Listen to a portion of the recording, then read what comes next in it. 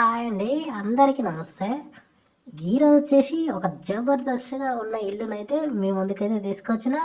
గీళ్ళు అయితే చాలా జబర్దస్త్గా ఉంటుంది. ఇక చూస్తారు కదా, ఇక పని అయితే మొత్తం కంప్లీట్ అయితే అయ్యింది. ఇక గీళ్ళు కొనుక్కొని వచ్చి ఉండడే లెక్క అన్నట్టు. గీళ్ళు వచ్చేసి 150 గజాల జాగాలో అయితే ఉంది.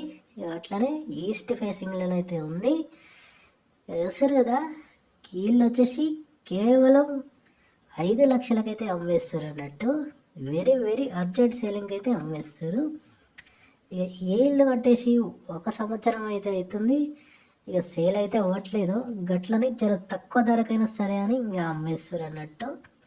ఇక ఇల్లు చూసుకుంటే మాత్రం చాలా విశాలంగా చాలా బాగా కన్స్ట్రక్షన్ చేశారు అన్నట్టు. ఇక చూస్తారు కదా, ఈ 2 బెడ్రూమ్లు, 2 బాత్రూమ్లు, ఒక హాలు, కిచెన్ అదే ఉంటాయి అన్నట్టు. చాలా విశాలంగా చాలా మంచి కన్స్ట్రక్షన్ అయితే కట్టిరు అన్నట్టు. గీళ్ళు వచ్చేసి చూస్తారు కదా, చాలా తక్కువ ధరకే వదిలేస్తా అంటున్నారు. కాబట్టి గీళ్ళు కావాలి అనుకున్న వాళ్ళైతే మా ఛానల్ని సబ్స్క్రైబ్ చేసుకొని అట్లనే గీ వీడియోకి అయితే లైక్ చేయరి. చూస్తారు కదా, వర్క్ అయితే మొత్తం అయిపోయింది. కేవలం గీళ్ళు కొనుక్కొని వచ్చి ఉండడే లెక్క అన్నట్టు.